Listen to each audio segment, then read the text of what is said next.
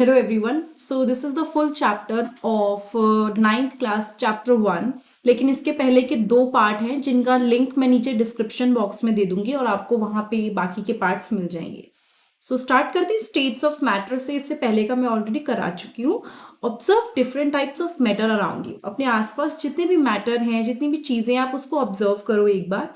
और क्या सबकी जो स्टेट्स है वो मतलब डिफरेंट है. What are its different state. किस किस टाइप की स्टेट्स आपको देखने को मिलेगी. We can see that matter around us exist in 3 different state. तो जो मैटर हमारे आसपास है वो 3 डिफरेंट स्टेट में एग्जिस्ट करता है, जैसे कि solid, liquid and gas. In 3 state में मैटर एग्जिस्ट करता है. These states of matter arise due to variation in the characteristics of the particle of matter. ये जो स्टेट्स हैं मैटर की, ये किस वजह से आती है? क्योंकि जिस पार्टिकल से वो बना है उसके क्या कैरेक्टरिस्टिक्स हैं. ठीक है, जिस पार्टिकल से वो चीज बनी है उसके क्या कैरेक्टरिस्टिक हैं, वो इस पे मतलब वो बनाता है कि जो भी आपका जिसे भी कहते हैं मैटर होगा वो एक्चुअली किस चीज से बना होगा, क्या होगा. ठीक है. नाउ हम लोग क्या करने वाले हैं, one by one we are going to study the properties of these states of matter. हम इनकी प्रॉपर्टीज को स्टडी करेंगे. तो सबसे पहले एक बेसिक सी एक्टिविटी इसलिए दी जाती है ताकि आपकी टॉपिक की अंडरस्टैंडिंग बने. आपको क्या करना है, एक पेन, एक बुक, एक नीडल, एक पीस ऑफ वुडन स्टिक, सबको इकट्ठा करना है. और इन्होंने क्या बोला, आप क्या करोगे, sketch the shape of above particles. आप इन सारी चीजों की शेप बनाओगे उसके आसपास से, पेंसिल पूरा घुमा के, जैसे हम लोग कोई शेप नहीं बनाते, सेम थिंग. तो all this have a definite shape. क्या इन सब का एक डेफिनाइट शेप होता है, डिस्टिंक्ट बाउंड्री है, फिक्स्ड वॉल्यूम है. ठीक है. अगर हमने इसको हैमर कर दिया, मतलब उसको खूब अच्छे से हैमर से बीट किया, पुल किया या ड्रॉप किया, तो कुछ शेप में फर्क आएगा. और are these capable of diffusing into each other. क्या वो एक दूसरे के अंदर कैपेबल है डिफ्यूज करने के लिए. Try compressing them by applying force. Are you able to compress them. आप उनको कंप्रेस करने की कोशिश कीजिए, उस पर फोर्स लगाइए और देखो क्या वो कंप्रेस हो रहा है. All the above are examples of solid. जितनी भी ऊपर चीजें दिखाई गई हैं वो सब सॉलिड का एग्जाम्पल है, क्योंकि इन सबकी अपनी एक डेफिनाइट शेप है, एक प्रॉपर शेप है, सबकी अपनी एक बाउंड्री है, सबकी एक फिक्स्ड वॉल्यूम है. वॉल्यूम चेंज नहीं होती रहती, जितनी जगह वो घेर रहा है उतनी ही जगह वो घेरेगा. नेग्लिजिबल कंप्रेसिबिलिटी, आप उसको कंप्रेस नहीं कर सकते हो. एंड सॉलिड्स जो होते हैं ना, उनकी टेंडेंसी होती है अपनी शेप को मेंटेन करने की when subjected to outside force. जब बाहर से कोई फोर्स लगती है तो वो अपनी शेप को मेंटेन करके रखते हैं. सॉलिड में break under force but it is difficult to change their shape, so they are rigid. ये क्या कर सकते हैं, अगर आपने बहुत ज्यादा फोर्स लगाई तो यस उनकी शेप चेंज हो सकती है, इसे बोलना चाहिए. मतलब सॉरी, जब आपने बहुत ज्यादा फोर्स लगाई तो वो ब्रेक हो जाएंगे, लेकिन it is very difficult to change their shape. And rigid is something जो बिल्कुल मूव ना करे, जो अगर जो उसकी शेप है जैसा है वैसे का वैसा रहे. ठीक है. नाउ 2-4 क्वेश्चन दिए गए हैं यहाँ पे, हम उसको कवर करेंगे और साथ के साथ उसके आंसर्स भी दे रखे. ठीक है. What about a rubber band? Can it change its shape on stretching? Is it a solid? तो आपको बताना है कि रबर बैंड सॉलिड क्यों है, क्योंकि आप तो कह रहे हो कि अगर स्ट्रेच करोगे तो उसकी शेप चेंज हो जाएगी. ठीक है. तो वो सॉलिड कैसे है? Is it a solid? What about sugar and salt? Sugar and salt को अगर मैंने डिफरेंट जार्स में रख दिया और क्या कहते हैं, जैसे बोलते हैं ना, when kept in different jars these take the shape of the jar. जब आप इनको जार में रख देते हो तो ये एकदम जार की शेप ले लेते हैं, तो क्या वो सॉलिड कहलाएंगे. एक स्पॉन्ज की अगर मैं बात करूं, it is a solid yet we are able to compress it. जो स्पॉन्ज होता है वो सॉलिड होता है, तब भी हम उसको कंप्रेस कर सकते हैं. Why? What is the reason? Now all the above are solids as.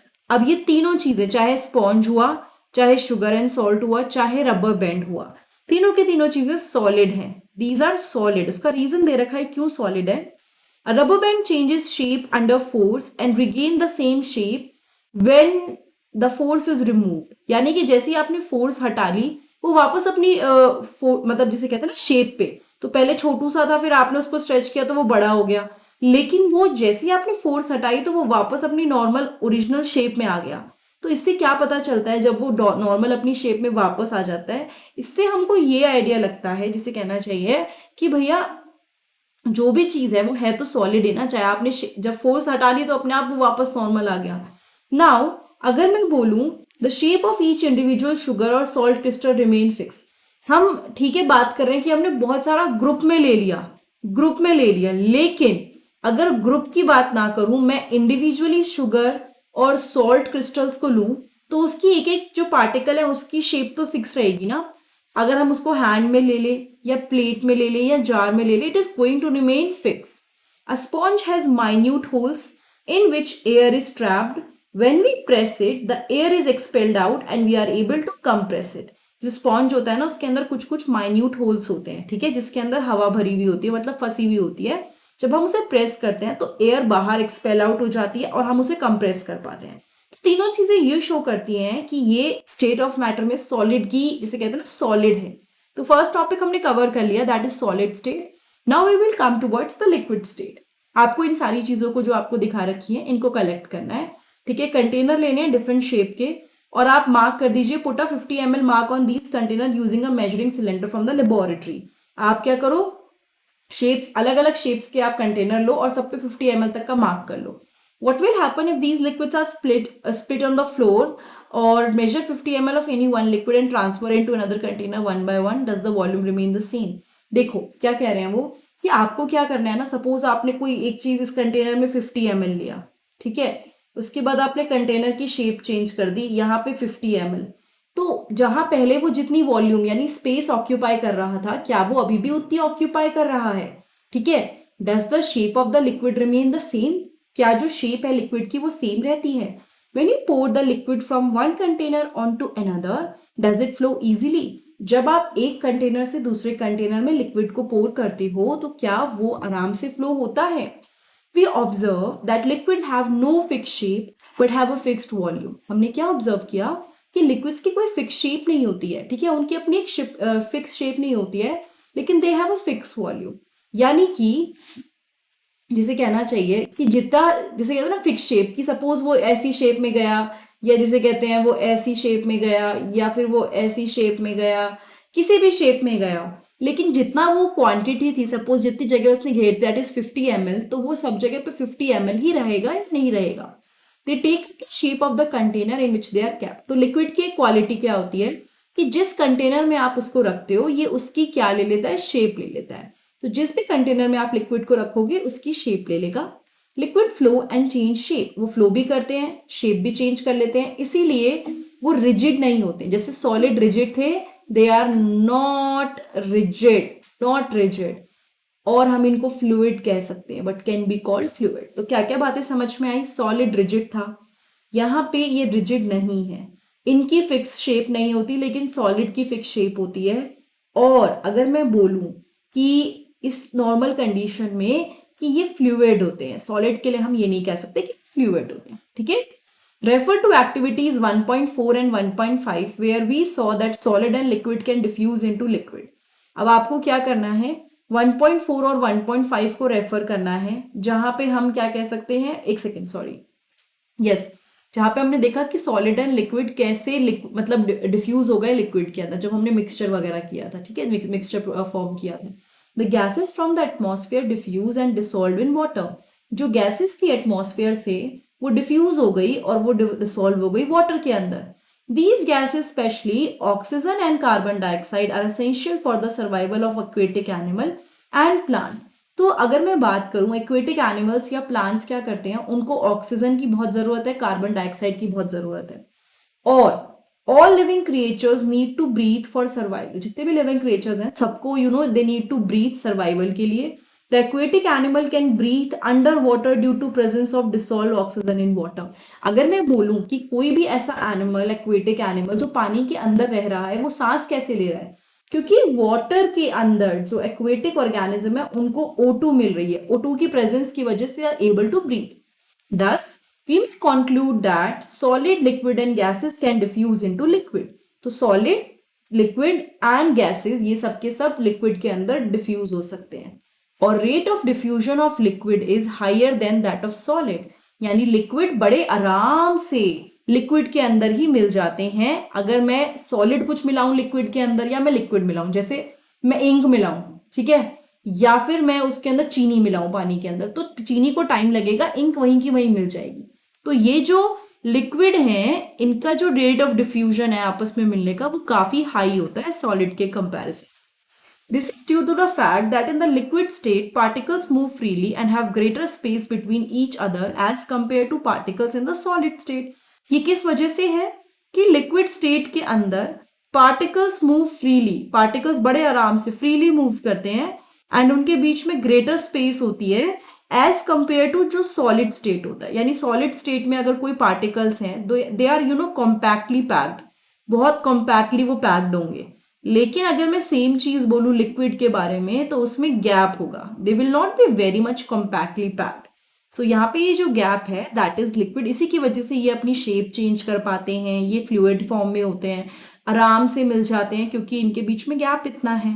ठीक है, so this was about liquid state. Now we are going to study the gaseous state. देखो उन्होंने क्या बोला कि आपने कभी नोटिस किया है कि एक बलून सेलर जो है वो इतने सारे बलून कैसे भर लेता है एक छोटे से गैस के सिलेंडर से. Inquire from him how many balloons is he able to fill from one cylinder. आप उससे पूछ सकते हो कि एक सिलेंडर से कितने बलून वो भर सकता है. और ask him which gas does he have in the cylinder. और आप ये भी पूछो कि कौन सी गैस भरी जाती है. Take 300 ml syringes and close their nozzles by rubber cork as shown in figure 1.4. यहाँ पे देखो रबर कॉक लिए, यहाँ पे आपने पिस्टन ले लिया. ठीक है, ये पिस्टन क्या है जिससे पुश करते हो आप. ठीक है, तो उसने क्या बोला, take 3 syringes and close their nozzles. यहाँ पे आपने उसके नोजल को ना ब्लॉक कर दिया रबर क्लॉक से, ये ब्लॉक हो गया रबर से. ठीक है, जनरली तो ये खुला होता ना, बट आपने इसको हटा दिया. ठीक है, now remove the piston from all the syringes. सब में से पिस्टन हटा दीजिए. Leaving one syringe untouched, fill water in the second and piece of chalk in the third. यानी इन्होंने क्या बोला, एक सिरिंज को बिल्कुल टच नहीं करना, एक में आपको क्या करना है, 3 ली थी आपने पहले. ठीक है, 300 ml सिरिंजेस ली, उनके नोजल्स को आपने क्या कर दिया, क्लोज कर दिया रबर कॉक से. उसके बाद आपने सिरिंजेस में से क्या किया, पिस्टन हटा दिया. लीविंग वन सिरिंज अनटच, एक पर कुछ नहीं करना, दूसरी में वाटर फिल कर देना है और थर्ड में पीसेस ऑफ चॉक थर्ड में फिल कर देने हैं. ठीक है, insert the piston back into the syringes. वापस आप पिस्टन को सिरिंजेस के अंदर लगा दो. मतलब एक टाइम पे आपको इसको एक मिनट रुकिए, एक टाइम पे आपको इसको निकाल लेना है, फिर चॉक पाउडर भरना है, एक को कुछ नहीं करना है, एक के अंदर आपको क्या करना है, यहाँ पे लिखा हुआ भी है, आपको इसके अंदर वाटर भर लेना है. ठीक है, अब you may apply some Vaseline on the piston before inserting them into the syringes for their smooth movement. आप वैसलीन लगा सकते हो चाहो तो, ताकि सिरिंजेस की मूवमेंट स्मूथ हो जाए. Now try to compress the content by pushing the piston in each syringe. अब कोशिश करो कि आप कंटेंट को ना पुश करने की कोशिश करो. हर एक सिरिंज में जो जो चीजें हैं, एक में कुछ भी नहीं है, एक में पानी है और एक में क्या है, आपका चॉक पाउडर है, तो आप पुश करो.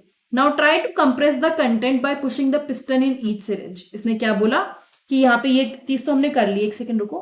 What do you observe? In which case was the piston easily pushed in? किस केस में पिस्टन को आप बड़े आराम से पुश कर पाए? ऑब्वियसली जिसमें कुछ नहीं होगा, सबसे आसान वो था. What do you infer from your observation? अब हमें इसका आंसर थोड़ा सा आगे जाके मिलेगा कि ये जो एक्टिविटी हमने करी पिस्टन की, जिसमें एक में हमने वाटर लिया, एक में चॉक पाउडर लिया, चॉक लिया बेसिकली, और एक के अंदर हमने क्या लिया, कुछ नहीं लिया, तो उसमें क्या फर्क था. Now we have observe that gases are highly compressible as compare to solid and liquid. तो ये एक प्रॉपर्टी है, इसको मार्क कर लीजिए. गैसेस क्या है, दे आर हाईली कंप्रेसिबल, बहुत ज्यादा कंप्रेस हो जाती है. आप उसको प्रेस कर सकते हो, बहुत ज्यादा कंप्रेस कर सकते हो. एलपीजी की बात करूं, liquefied petroleum gas that we get in our home for cooking or the oxygen supplied to hospital in cylinder is compressed gas. होता क्या है, जो एलपीजी हमारे घर में आता है, लिक्विफाइड पेट्रोलियम गैस, या फिर मैं बोलूं यहाँ पे कंप्रेस्ड गैस जो है सिलेंडर, कंप्रेस, ये जितनी भी चीजें हैं, ठीक है, ये क्या करती हैं, ये हमेशा कंप्रेस फॉर्म में मिलती है. चाहे ऑक्सीजन सिलेंडर है वो हमें कंप्रेस फॉर्म में मिलता है. कंप्रेस्ड गैस यानी सीएनजी जो है वो फ्यूल की तरह यूज होती है व्हीकल्स के अंदर. Due to its high compressibility, large volume of a gas can be compressed into a small cylinder and transported easily. उसके बहुत ज्यादा कंप्रेसिबिलिटी के कारण, उसकी हाई कंप्रेसिबिलिटी के कारण लार्ज वॉल्यूम ऑफ गैसेस को हम कंप्रेस कर सकते हैं इनटू स्मॉल सिलेंडर. मतलब बहुत सारी गैस को भी हम छोटे छोटे सिलेंडर के अंदर फिट कर सकते हैं और उसको आराम से ट्रांसपोर्ट कर सकते हैं। कंप्रेशन का मतलब आपने देखा ना, आपने उसको एक छोटी सी जगह पे, जैसे कहते हैं ना, आप उसको कंप्रेस करते रहोगे करते रहोगे करते रहोगे, ये बड़े आराम से कंप्रेस हो जाएगा। बाकी दोनों चीजों में तो मुश्किल होगी, क्योंकि यहाँ से हवा तो एस्केप कर नहीं सकती। तो यहाँ पे आपको अगर करना है तो ये काफी आगे तक जाके कंप्रेस हो जाएगा। ठीक है, तो इससे ये हमें पता चला कि गैसेस बहुत कंप्रेस्ड मतलब कंप्रेसिबल होती हैं। We come to know of what is being cooked in the kitchen without even entering there by the smell that reaches our nostril. How does this smell reach us? उसने क्या बोला कि हमें घर में किचन में ही पता चल जाता है कि क्या बन रहा है। जब कुछ गर्म बन रहा है या कुछ भी चीज बन रही है, हमारी नाक तक वो स्मेल आ जाती है। ऐसा क्या होता है कि वो नाक तक हमारे स्मेल आ गई? The particle of the aroma of food, जो पार्टिकल्स हैं खाने के, वो एयर के साथ मिक्स हो जाते हैं, हमारे तक पहुंचते हैं और इनफैक्ट कई दूर दूर तक पहुंचते। कई बार आप सोसाइटी से निकल रहे हो, आपको दूसरों के घरों की भी खुशबू आ रही है, तो that can also happen. The smell of hot cooked food reaches us in second, जो खाना गर्म होता है उसकी स्मेल एकदम जल्दी से आ जाती है। Compare this with the rate of diffusion of solid and liquid. अगर बात करूं सेम चीज सॉलिड एंड लिक्विड की, ऐसा नहीं होगा, लेकिन उन्होंने क्या बोला, जो आपकी गैस जैसे जो भी पार्टिकल्स हवा में हैं वो कितनी जल्दी हमारी नाक तक आ जाते हैं। Due to high speed of particle and large space between them, gases show the property of diffusing very fast into other gases. तो अगर मैं आपसे क्वेश्चन पूछूं कि गैसेस इतनी फास्ट डिफ्यूज कैसे करती हैं, एक तो उनकी हाई स्पीड होती है, ठीक है, और दूसरा लार्ज स्पेस होती है। लार्ज स्पेस मतलब पार्टिकल्स के बीच में काफी गैप होगा। अगर ये 3 पार्टिकल है तो सॉलिड में तो चलो ऐसे हो जाएंगे, ठीक है, लिक्विड में ऐसे हो जाएंगे, लेकिन जो ये है गैस में, उसमें इतना दूर दूर होंगे। In the gas state the particles move about randomly at high speed. गैसीय स्टेट में पार्टिकल्स रैंडमली मूव करते हैं काफी ज्यादा स्पीड से। Due to this random movement the particle hit each other and also the walls of the container. इसकी वजह से वो कंटेनर जिसके अंदर उसको रख रखा है उसको भी हिट करते हैं। And the pressure exerted by the gas is because of this force exerted by gas particle per unit area on the walls of the container. तो ये जो प्रेशर उनके, जिसे कहते हैं ना, जो पूरा के पूरा वॉल्स है जिसपे पड़ रहा है, वो किस वजह से है? It is because of the force exerted by gas particle per unit area. मतलब कि अब देखो, यहाँ पे आपको ये देख के आइडिया लग जाएगा कि सॉलिड में कितना पास है, लिक्विड में थोड़ा पास है और गैस में बहुत है। तो कोई भी कंटेनर में अगर सपोज गैस है, ठीक है, गैस है, तो बहुत ज्यादा प्रेशर वो वॉल्स पे एक्सर्ट करते हैं पर यूनिट एरिया। वो जितना प्रेशर एक्सर्ट करते हैं उससे आप आइडिया लगा सकते हो, ठीक है। तो ये जितनी भी किसी कहते हैं ना फोर्स इन्होंने एक्सर्ट करी है। नाउ आई थिंक ये क्वेश्चन है, इस क्वेश्चन को मैं अलग एक सेपरेट वीडियो में कवर करूंगी, बिकॉज ऐसी मैंने वीडियो बना रखी है, मैं नीचे लिंक आपको दे दूंगी। इसके बाद हम आगे बढ़ते हैं, बिकॉज ये क्वेश्चन कवर करने के बाद हम लोग नेक्स्ट पार्ट को कवर करेंगे, लेकिन ये वाला क्वेश्चन का लिंक आपको नीचे डिस्क्रिप्शन बॉक्स में मिल जाएगा, ठीक है। Can matter change it states? अब टॉपिक है, क्या मैटर अपनी स्टेट चेंज कर सकता है?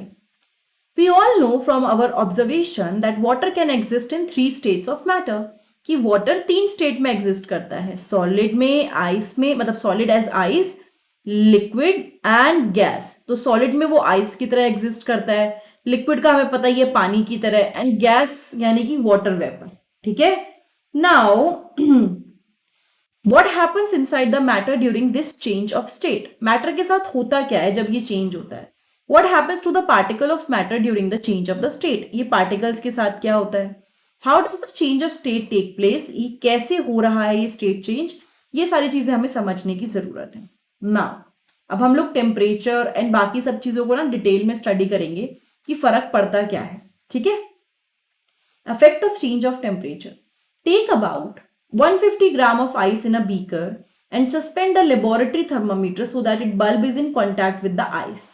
आपने क्या करना है, ध्यान से देखो, ये आपने क्या करा, एक बीकर लिया जिसमें आपने लेबोरेटरी थर्मामीटर को इस तरह लगाया कि वो आइस के साथ कॉन्टैक्ट में। लेबोरेटरी थर्मामीटर आपको पता है ना कि अगर आप उसको बाहर निकालोगे बीकर से तो जो एक्चुअल टेम्परेचर है वहां पे पहुंच जाएगा, वो जो रूम टेम्परेचर है, ठीक है। ये हमारे क्लिनिकल थर्मोमीटर की तरह नहीं होता है। Now start heating the beaker on a low flame, जैसे फोटो में दिखा रखा है, थोड़ा सा लो फ्लेम में आप इस आइस वाले बीकर को हीट करना शुरू करो। Note the temperature when the ice start melting. Temperature note करना है जब आइस मेल्ट होना स्टार्ट करेगी। Note the temperature when all the ice has converted into water. आपको टेम्परेचर तब भी नोट करना है जब सारी आइस क्या हो गई है, कन्वर्ट हो गई है into water. Record your observation for this conversion of solid to liquid state. ठीक है, आपको ना सिंपल सी बात है, देखो क्या बोला, सबसे पहले जब आइस ने स्टार्ट करा मेल्ट करना तब टेम्परेचर नोट करना है, जब सारी की सारी आइस आपकी वाटर में कन्वर्ट हो गई तब आपको टेम्परेचर नोट करना है। इस तरह से आपको अपनी ऑब्जर्वेशन को रिकॉर्ड करना है और बताना है कि कन्वर्जन कैसे हुआ है। Now put a glass rod in the beaker and heat while stirring till the water starts boiling. इस ग्लास रॉड को बीकर में लगाइए और उसको हीट करिए तब तक जब तक पानी बॉयल होना शुरू कर दे। और आपको इस बीच में ना थर्मामीटर पे बहुत ध्यान रखना है और अपनी रिकॉर्डिंग लेते रहना है। Record your observation for the conversion of water in the liquid state to the gaseous state. तो पहले आपने आइस से जो कहते हैं वाटर वो लिया, फिर अब लिक्विड से गैसियस स्टेट वाला आपने टेम्परेचर ले लिया। On increasing the temperature of solids the kinetic energy of the particle increases. देखो ये समझते हैं, जब आपने सॉलिड का टेम्परेचर इंक्रीज किया, काइनेटिक एनर्जी जो है पार्टिकल की वो इंक्रीज हो गई। ठीक है, ये हमने पहले ही पढ़ा है अभी कुछ टाइम पहले कि हॉट फूड का क्यों स्मेल आती है, ये सारी चीजें। Due to increase in the kinetic energy the particle start vibrating with greater speed. क्योंकि काइनेटिक एनर्जी बढ़ रही है उसकी वजह से जो पार्टिकल्स हैं वो वाइब्रेट करते हैं, दे vibrate. The energy supplied by heat overcome the force of attraction between the particles. अब ये जो हीट ने एनर्जी दी है ना, इसकी वजह से जो उनका फोर्स ऑफ अट्रैक्शन है वो हल्का पड़ गया, मतलब फीका पड़ गया। तो पार्टिकल्स अपनी फिक्स पोजीशन को लीव करना शुरू कर देते हैं एंड बड़े आराम से फ्रीली मूव करना स्टार्ट कर देते हैं। एक ऐसी स्टेज आ जाती है when the solid melts and is converted to a liquid। क्या स्टेज आ गई? जब सॉलिड मेल्ट करना शुरू हो गया और फाइनली लिक्विड तक पहुंच गया। एक ऐसा मिनिमम टेम्परेचर जिसपे एक सॉलिड मेल्ट हो जाता है to become a liquid is the atmospheric pressure of, और इसे कहते हैं मेल्टिंग पॉइंट। तो मेल्टिंग पॉइंट किसी भी चीज का वो टेम्परेचर होता है जिसपे कोई भी सॉलिड लिक्विड में कन्वर्ट होना शुरू कर दे। ठीक है, तो आपको समझ में आया? अगर मैं इसका सार बताऊं आपको, जैसे कहते हैं ना एक मतलब निचोड़ बताऊं, तो बेसिकली जब आपने उसको हीट किया था तो जो पार्टिकल्स थे वो इतना तेज वाइब्रेट हुए, इतनी ग्रेट स्पीड से वाइब्रेट हुए कि जिसे कहना चाहिए ना कि जो उसका अट्रैक्शन है वो फोर्स को ओवरकम कर गए and that led to this whole state. Now यहाँ पे एक और चीज पढ़ते हैं। The melting point of a solid is an indication of the strength of the force of attraction between its particle. Melting point से आप ये बता सकते हो कि भैया जो उसकी जो चीजें हैं, जो आपस में फोर्स है वो कितनी स्ट्रांग है। ठीक है, the melting point of ice यहाँ पे दे रखा है कि मेल्टिंग पॉइंट ऑफ आइस कितना है। The process of melting that is change of solid state into liquid state is known as fusion. ये जो प्रोसेस होता है मेल्टिंग का जिसमें सॉलिड कोई भी चीज लिक्विड में कन्वर्ट करती है उसको हम क्या बोलते हैं? We call it fusion. When a solid melts, its temperature remains the same. So where does the heat energy go? जब एक सॉलिड मेल्ट करता है तो उसका टेम्परेचर सेम रहता है। Where does the heat energy go? वो हीट एनर्जी गई कहाँ? Okay, you must have observed during the experiment of melting that the temperature of the system does not change after the melting point is reached. मतलब आप एक बात समझे कि अगर सॉलिड पहले ऐसा था और वो अगर मेल्ट हो गया तो दोनों का जो टेम्परेचर है वो सेम है। ठीक है, तो ये बेसिकली कह रहा है कि हीट कहाँ गई। अब वो आपको समझा रहा है कि कहाँ गई, कि जब आपने ऑब्जर्व किया था मेल्टिंग के एक्सपेरिमेंट में टेम्परेचर सिस्टम का does not change after the melting point is reach. Melting point पहुंचने के बाद वो जो भी सिस्टम जो भी आप जिसमें देख रहे हो वहां पे टेम्परेचर क्या हुआ है वो चेंज नहीं हुआ है। Till all the ice melts this happen even though we continue to heat the breaker, that is we continue to supply heat. ये तब भी होता रहता है, मतलब तब भी उसका टेम्परेचर चेंज नहीं हो रहा है जब तक हम उसको हीट अप्लाई, हम मतलब गर्म करे जा रहे हैं उसको, हीट अप्लाई करे जा रहे हैं, हीट दिए जा रहे हैं, वो मेल्ट हुए जा रहा है, लेकिन टेम्परेचर चेंज नहीं हो रहा है। This heat get used up in changing the state by overcoming the force of attraction between the particles. आप समझे? This is very very important, very very important. ये देखो, ये जो हीट है वो यूज हो जाती है इन changing the state by overcoming the force of attraction between the particles. तो बेसिकली अगर सॉलिड के बीच में एकदम ऐसे बहुत ज्यादा फोर्स ऑफ अट्रैक्शन था, तो जब हम उसको हीट करे जा रहे हैं तब भी उसका मेल्टिंग पॉइंट चेंज नहीं हो रहा है। वो इस वजह से है क्योंकि ये जो फोर्स ऑफ अट्रैक्शन है ना, इसको हराना है। वो हीट इस फोर्स ऑफ अट्रैक्शन को बीट करने में लग जाती है। समझ रहे हो आप? As this heat energy is absorbed by ice without showing any rise in temperature, it is considered that it gets hidden into the content of the beaker and is known as the latent heat. ध्यान से सुनो। As this energy, ये जो heat energy है, ये ice absorb कर रही है लेकिन टेम्परेचर में राइज नहीं कर रही है। यानी कि ये जो आइस है वो इस पूरी हीट को एब्जॉर्ब कर रही है लेकिन टेम्परेचर में राइज नहीं हो रहा है। सो इसे हम कंसिडर करते हैं that it get hidden into the content of the beaker. जो चीजें हैं, जो बीकर में चीजें हैं, उसमें छुप गई है, एंड इसे हम लेटेंट हीट बोलते हैं। तो word latent means hidden. Latent का मतलब क्या होता है? हिडन। क्योंकि यहाँ पे वो हीट शो ही नहीं हो रही है, इसलिए हमने उसको लेटेंट हीट बोल दिया। Word latent means hidden the amount of heat energy that is required to change 1 kg of solid into liquid at atmospheric pressure at its melting point is known as the latent heat of fusion. इसको mark कर लेते हैं, बहुत important है। मैं इसको अच्छे से मार्क कर रही हूं, एक सेकेंड। ओके, ठीक है, ध्यान से देखिएगा, this is very very important. क्योंकि ये हीट हमें पता ही नहीं चला, हम दिए जा रहे थे उसको हीट बीकर को, लेकिन टेम्परेचर राइज नहीं कर रहा था जब तक सारी चीजें मेल्ट नहीं हो गई। क्यों? बिकॉज ये हीट जो थी ये धीरे धीरे कौन यूज कर रहा था? ये हीट जा रही थी इस तरह से कि पार्टिकल्स को अलग रख सके। ठीक है, पार्टिकल्स की जो फोर्स ऑफ अट्रैक्शन है उसको ओवरकम कर सके। तो ये 1 kg ऑफ सॉलिड को अगर आपको मेल्ट करना है, उसके लिए जो आपको हीट चाहिए होगी उसको हम लेटेंट हीट ऑफ फ्यूजन बोलते हैं। So particles of water at 0 degrees Celsius have more energy as compared to particles in ice at the same temperature. तो इसने क्या बोला कि जो पार्टिकल्स होंगे वाटर के, ठीक है, 0 डिग्री सेल्सियस पे, उसमें ज्यादा एनर्जी होगी as compare to particle in ice at the same temperature. पानी में ज्यादा एनर्जी है, ठीक है, एज कंपेयर टू जितनी आइस में एनर्जी थी। आपको समझ में आई? पानी में ज्यादा एनर्जी है क्योंकि आइस में तो आपकी इतनी एनर्जी होगी नहीं, पानी में ज्यादा एनर्जी होगी because of this latent heat. Now ये भी बहुत इंपॉर्टेंट है, इसको कवर कर लेते हैं। When we supply heat energy to water, particle start moving even faster. जब हम हीट एनर्जी सप्लाई करते हैं पानी को तो पार्टिकल एकदम से तेज मूव करना स्टार्ट कर देते हैं। एट अ सर्टेन टेम्परेचर, एक टेम्परेचर आने के बाद अब एक ऐसा पॉइंट आ जाता है जहां पे पार्टिकल्स में इतनी एनर्जी है to break free from the forces of attraction of each other, कि अब पार्टिकल में इतनी हिम्मत आ गई है कि भाई अब हम अलग होने वाले हैं, हम एक एक पार्टिकल अपने आप में अलग हो जाएगा। इस टेम्परेचर पे जो लिक्विड है वो गैस में चेंज होने लगता है। आप समझ गए? मतलब अभी तक तो सिर्फ अलग हो रहा था या जो भी हो रहा था, जब आप उसको हीट एनर्जी देते जाओगे तो पार्टिकल और तेज मूव करना शुरू करते हैं। इतना तेज मूव करते हैं कि पार्टिकल्स में इतनी एनर्जी आ जाती है कि अब वो फोर्सेस ऑफ अट्रैक्शन से दूर हो जाएंगे। At this temperature the liquid start changing into gas. The temperature at which a liquid start boiling at the atmospheric pressure is known as boiling point. जिससे मेल्टिंग पॉइंट क्या था, जिसपे वो melt होना स्टार्ट हुआ, जहां पे बॉयल होना स्टार्ट हुआ, उसे बॉइलिंग पॉइंट बोलते हैं। Boiling is a bulk phenomena.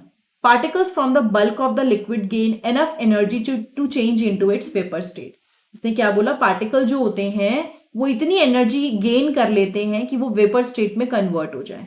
ठीक है, वाटर के लिए ये टेम्परेचर क्या है? 373 केल्विन लिखा हुआ है यहाँ पे। अगर आपको यहाँ पे निकालना भी, देखो यहाँ पे दे रखा है कैसे निकाला, 273 प्लस 100 373 के। ठीक है, can you define the latent heat of vaporisation? जैसे वो आपका क्या था, ध्यान से देखो, ये लेटेंट हीट ऑफ फ्यूजन था। यहाँ पे लेटेंट हीट ऑफ फ्यूजन क्यों लिया था हम लोगों ने? क्योंकि आपने जाना होगा इस प्रोसेस को हमने फ्यूजन का नाम दिया था। हमने इसको फ्यूजन का नाम दिया था जिसमें सॉलिड से लिक्विड में कन्वर्ट हो रहा था। अब इसने क्या बोला है? Particles in steam that is water vapour at 370 K that is 100 degree Celsius have more energy than water at the same temperature. देखो जैसे क्या था, वाटर में ज्यादा एनर्जी थी किसके कंपैरिजन में, आइस के कंपैरिजन में। सेम वे में जो वेपर है उसमें ज्यादा एनर्जी होगी एज कंपेयर टू आइस, ठीक है।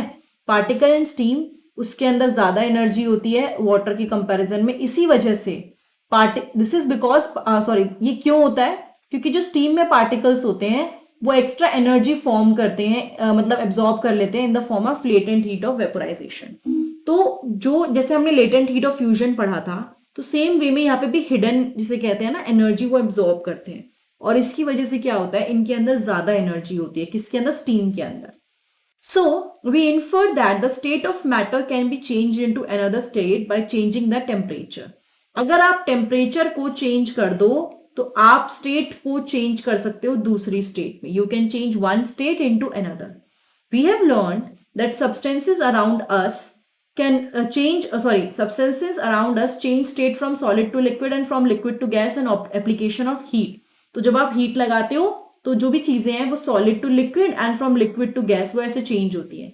But there are some that changes directly from solid state to gaseous state and vice versa without changing into liquid state. तो अभी तक तो हमने ये पढ़ा कि भैया सॉलिड से लिक्विड, फिर लिक्विड से गैस, गैस से लिक्विड, लिक्विड से सॉलिड। लेकिन एक ऐसा भी तरीका होता है जिसमें सॉलिड डायरेक्टली गैस में कन्वर्ट हो गया या गैस डायरेक्टली सॉलिड में कन्वर्ट हो गई, ठीक है। उसके बारे में अभी हम पढ़ेंगे। बट इसमें जो इंपॉर्टेंट है ना, ये वाला पेज बहुत इंपॉर्टेंट है। As in this page has lot of important जिसे कहना चाहिए पॉइंट्स। फ्यूजन है, आपको लेटेंट हीट ऑफ जिसे बोलना चाहिए लेटेंट हीट ऑफ वेपोराइजेशन, ठीक है। सारी चीजें these are very very important कि समझाया गया है कि लेटेंट हीट ऑफ फ्यूजन क्या होता है, वेपोराइजेशन क्या होता है, क्यों स्टीम में ज्यादा एनर्जी होती है, क्यों वाटर में ज्यादा एनर्जी होती है। So this is something which is very very important, ठीक है। और यहाँ पे आपने ये भी देखा कि डिग्री सेल्सियस में 273 केल्विन लेते हैं हम डेसिमल्स को राउंड ऑफ करने के बाद, ठीक है।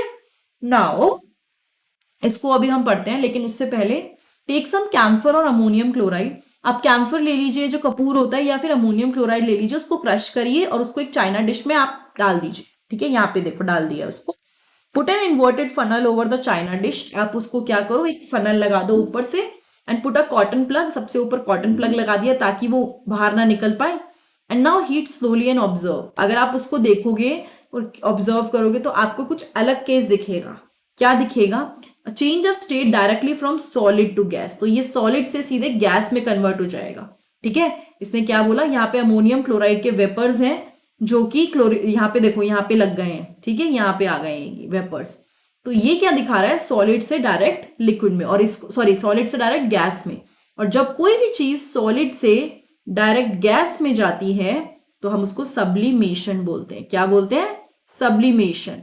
And the direct change of gas to solid without changing into liquid is called deposition. इसको क्या बोलते हैं, डिपोजिशन। तो ये दो चीजें हैं, याद रखनी है, सब्लिमेशन एंड डिपोजिशन। सब्लिमेशन यानी कि सॉलिड टू गैस में ट्रांसफर होगा, और अगर गैस टू सॉलिड में ट्रांसफर होगा तो उसको बोलेंगे डिपोजिशन, ठीक है। So this is the part. अब इसके बाद हम थोड़ी देर में आगे पढ़ेंगे।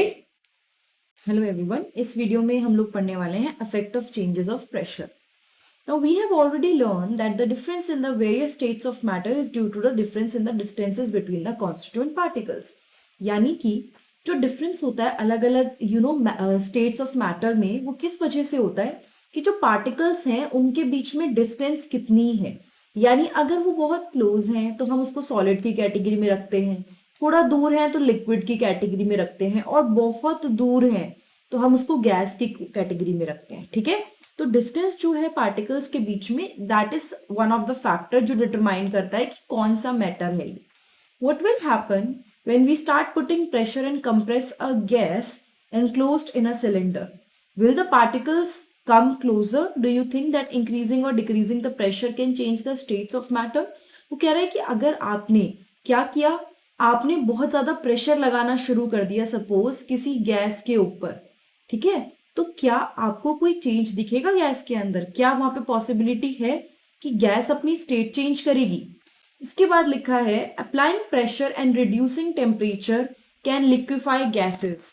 यानी कि जब आप प्रेशर अप्लाई करते हो और आप टेम्परेचर को रिड्यूस करते हो तो उसकी वजह से गैसेस लिक्विफाई हो जाती हैं। लिक्विफाई हो जाती है मतलब कि वो पूरा लिक्विड फॉर्म में कन्वर्ट हो जाती है।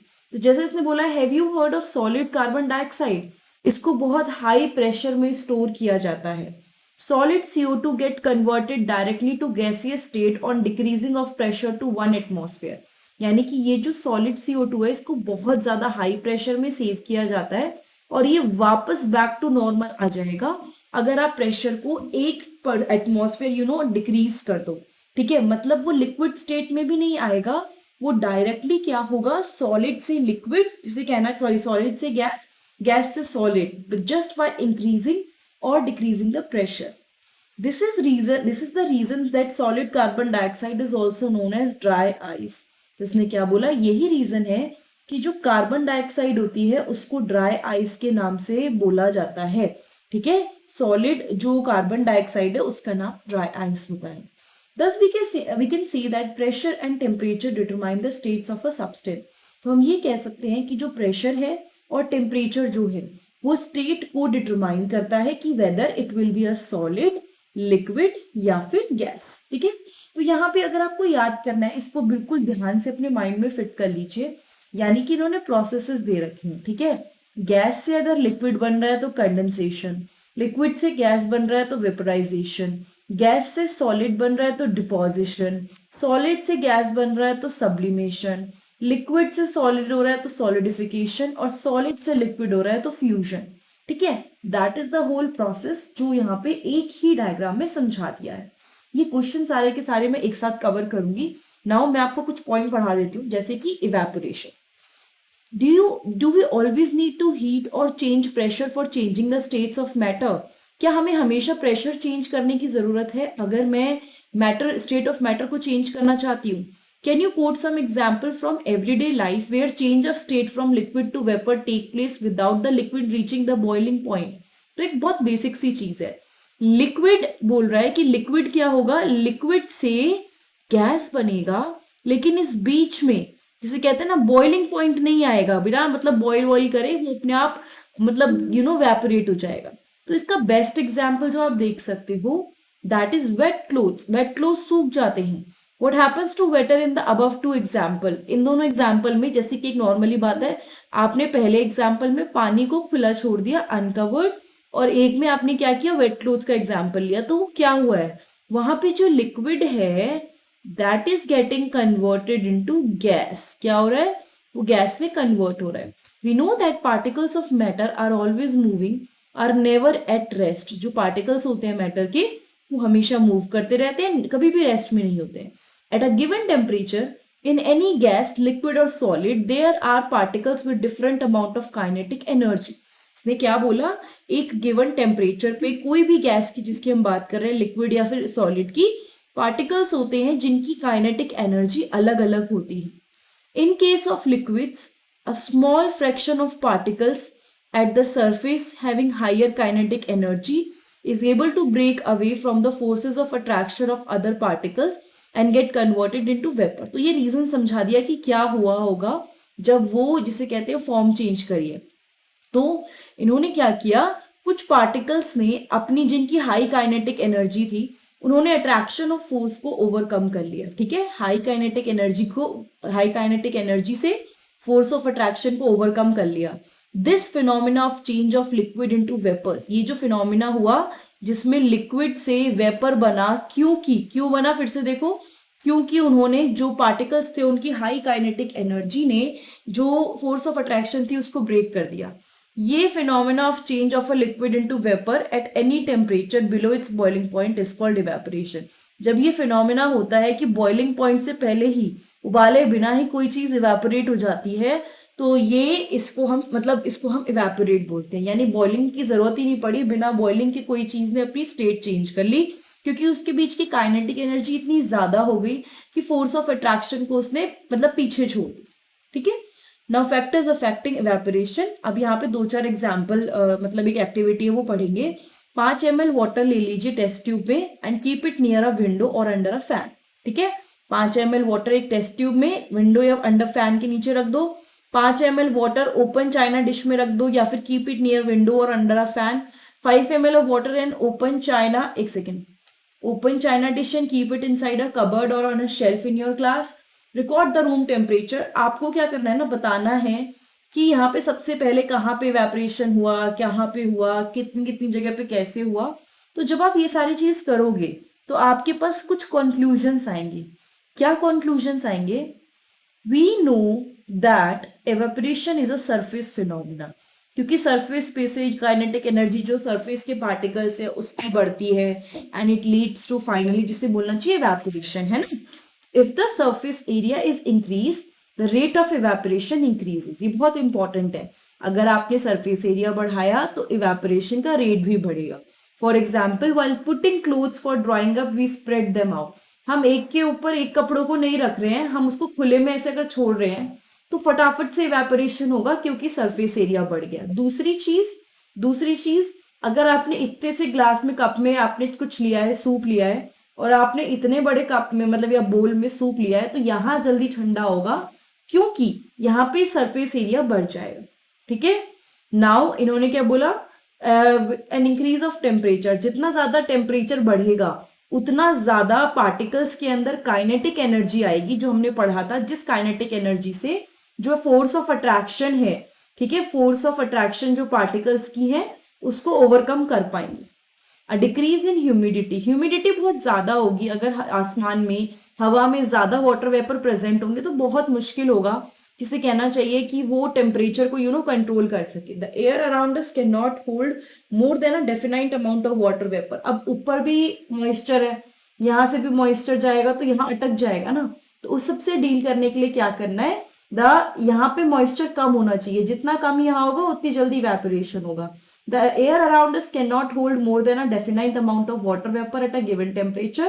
If the amount of water in air is already high, the rate of evaporation decreases. अगर amount of water जो है air में बहुत ज्यादा है तो rate of evaporation decrease हो जाता है। तो कभी भी देखना है जहाँ पे हल्की बारिश होती है या फिर बारिश होने के बाद भी कपड़े आराम से नहीं सूखते, क्योंकि हवा में वाटर वेपर मिल नहीं पाता है आराम से, क्योंकि ऑलरेडी हवा में पहले से मॉइस्चर प्रेजेंट है। ठीक है। विंड स्पीड से बहुत फर्क पड़ता है, अगर विंड स्पीड बढ़ेगी तो वहां पे आराम से पार्टिकल जो होंगे वाटर में मतलब वाटर वेपर के, वो एकदम से बढ़ेंगे, एंड जिसकी वजह से क्या होगा, आसपास से वाटर वेपर कम होने के चक्कर में जिसे कहते हैं इवेपोरेशन अच्छे से हो पाएगी। ठीक है। अब ये पढ़ लेते हैं एक और effect. How does evaporation cause cooling? In an open vessel, एक खुले वेसल में liquid keeps on evaporating. The liquids अपने आप, जो कोई भी आपने एक लिक्विड रखा वो इवेपोरेट होता रहता है।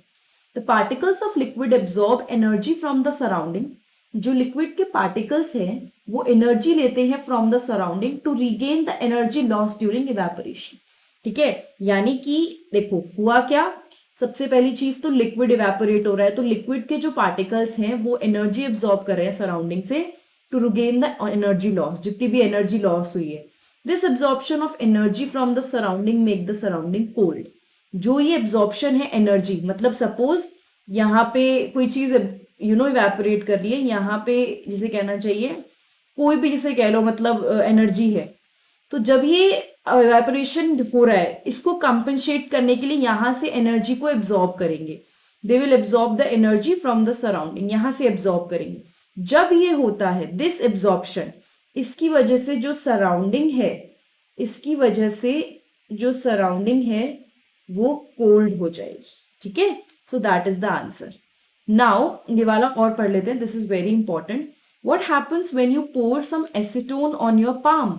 अगर आप अपने हाथ पे एसीटोन डाल लो तो आपने कभी नोट किया होगा ठंडा ठंडा फील होता है। जो पार्टिकल्स हैं gain energy from your palm और surrounding and evaporate causing the palm to feel cool. तो आपके हाथ के जो गर्मी है ना, मतलब जो एनर्जी है, उसको ये पार्टिकल्स, लिक्विड पार्टिकल्स लेने की कोशिश करते हैं, जिसकी वजह से आपको एक ठंडा इफेक्ट आता है। एक सनी डे के बाद लोग क्या करते हैं, अपनी ना छत पे स्प्रिंकल करते हैं, रूफ या फिर पानी डाल देते हैं। उससे क्या होता है ना, काफी ज्यादा कूलिंग इफेक्ट आता है, because large latent heat of vaporisation of water help to cool the hot surface. ये रीजन है। ये सारे क्वेश्चन ना 1 by 1 करके, मतलब जिसे कहना चाहिए पेपर में आ सकते हैं। These are very important and अक्सर ये पेपर में यहीं से बीच में से क्वेश्चन दे देते हैं, कि आपको ठंडा क्यों लगता है जब आप पाम पे ये डालते हो, ऐसा क्यों होता है, ये सारी चीज। Can you cite some more example from daily life where we can feel the effect of cooling due to evaporation? जैसे नॉर्मली अगर हमें स्वेटिंग भी हो रही है, स्वेटिंग से हमारी बॉडी ठंडी होती है, ठीक है, that is one thing. Why should we wear cotton clothes in summer? During summer हम लोग के साथ क्या होता है, काफी ज्यादा हमको ना पसीने आते हैं। We know that during evaporation the particles at the surface of the liquid gain energy from the surrounding. तो जो लिक्विड होते हैं वो एनर्जी गेन करते हैं सराउंडिंग से, आसपास से, और हमारी बॉडी सरफेस से। अब इन्होंने क्या करा, जब हमें पसीने आ रहे हैं तो पार्टिकल्स हमारी पूरी बॉडी से इट इज टेकिंग, जिसे कहना चाहिए heat, the heat energy equal to the latent heat of vaporisation, वो हमारी बॉडी से एब्जॉर्ब हुई जा रही है एंड हमारी बॉडी को ठंडा छोड़ रही है। Cotton being a good absorber of water help in absorbing the sweat and exposing it to the atmosphere for easy evaporation. इसने क्या बोला, cotton being a good absorber of water, क्योंकि कॉटन है तो वो बहुत अच्छे से पानी को एब्जॉर्ब करता है, तो वो स्वेट को भी एब्जॉर्ब कर लेता है एंड इससे क्या होता है, हमारी बॉडी में से इवेपोरेशन बड़े आराम से हो जाता है, पसीना आराम से हवा में मिल जाता है। ठीक है, देखो ये सारे क्वेश्चन है, दिस इज 1, जैसे मैं आपको एग्जाम्पल देती चलूं, दिस इज 2, ये सब क्वेश्चन बन जाएंगे इसमें से, बिकॉज ये सब इंपॉर्टेंट है। 3rd ये एसीटोन वाला भी, ये भी सब एग्जाम्पल इंपॉर्टेंट है। Why do we see water droplet on the outer surface of the glass containing ice cold water? This is a very good thing. तो यहाँ पे एक नॉर्मल ठंडा पानी आपने निकाल के रखा, उसके अंदर आपने बर्फ डाल दी सपोज, तो यहाँ पे आप देखते हो कि ड्रॉपलेट्स इकट्ठी हो रही हैं। वो ड्रॉपलेट्स क्यों इकट्ठी हो रही हैं? Why do we see water droplets on the outer surface of the glass? Let us take some ice cold water in a tumbler. Soon we will see water droplets on the outer surface of the tumbler. जो ये outer surface है tumbler की, वहां पे क्या आ जाएगा, वहां पे आपका पूरा वाटर ड्रॉपलेट्स इकट्ठी हो जाएंगी। The water vapour present in air on coming in contact with the cold glass of water. जब वाटर वेपर एयर में जो प्रेजेंट है, जब वो कोल्ड ग्लास ऑफ वाटर के पास आया, उसने एनर्जी लूज करी एंड फिर वो कन्वर्ट हो गया लिक्विड स्टेट में, which we see as a water droplet. ठीक है, तो उसने आसपास से एनर्जी जिसे कहना चाहिए लूज करी and get converted to liquid state, तो वाटर वेपर लिक्विड में कन्वर्ट हो गया। दैट इज द सिंपल, मतलब इसका जिसे कहना चाहिए explanation. This is again one more question जो पूछा जा सकता है, इसके बारे में अभी हम पढ़ेंगे साइंटिस्ट के बारे में, और मोस्ट इंपॉर्टेंटली ये क्वेश्चन सारे में पेज बाय पेज एक एक वीडियो में कवर कराऊंगी, अलग अलग वीडियो में। नाउ हम साइंटिस्ट के बारे में पढ़ते हैं। नाउ अब हम लोग साइंटिस्ट के बारे में पढ़ेंगे थोड़ा सा, बिकॉज यहाँ पे दे रखा है। Now scientist are talking 5 states of matter. Now आजकल साइंटिस्ट बोलते हैं कि there are 5 states of matter, that is solid, liquid, gas, plasma and Bose Einstein condensate. So अब इनके बारे में पढ़ लेते हैं। फिलहाल आपको डीप स्टडी इन्हीं पे करनी है, फ्यूचर में जाके अगर बहुत ज्यादा रिसर्च होती है then these 2 extra will be included. The state consist of super energetic and super excited particles. Plasma क्या होता है? बहुत energetic and super excited particles होते हैं। ये जो पार्टिकल्स होते हैं ये आयोनाइज्ड गैसेस की फॉर्म में होते हैं। These are basically the gases, ionized gases.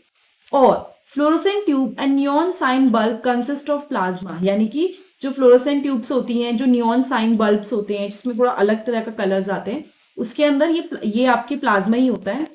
Inside a neon sign bulb, there is a neon gas, and inside a fluorescent tube, there is helium gas or some other gases.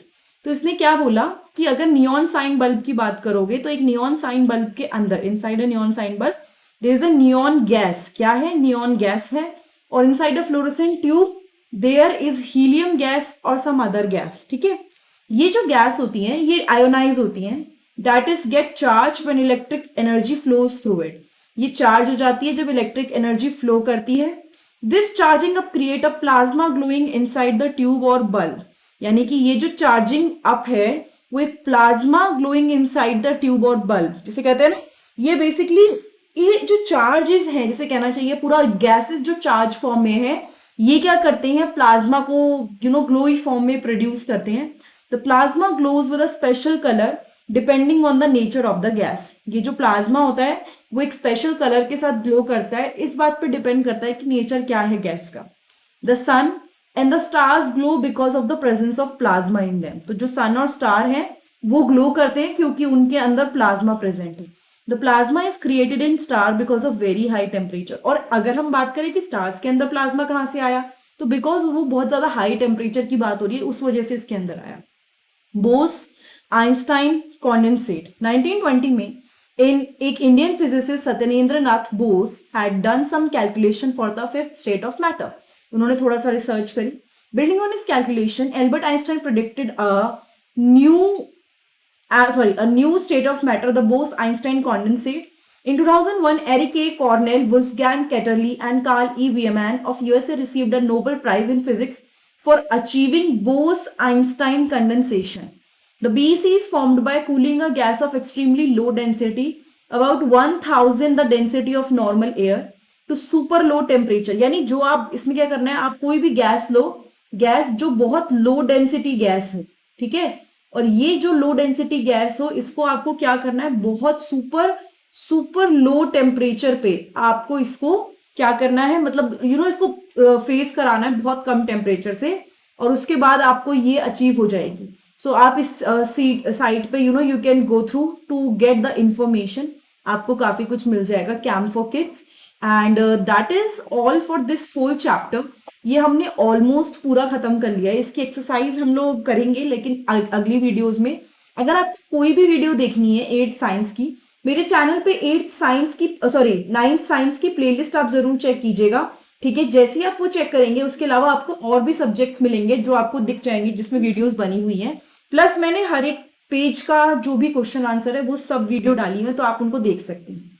Thank you so much, have a nice day, I will see you next time in the next video.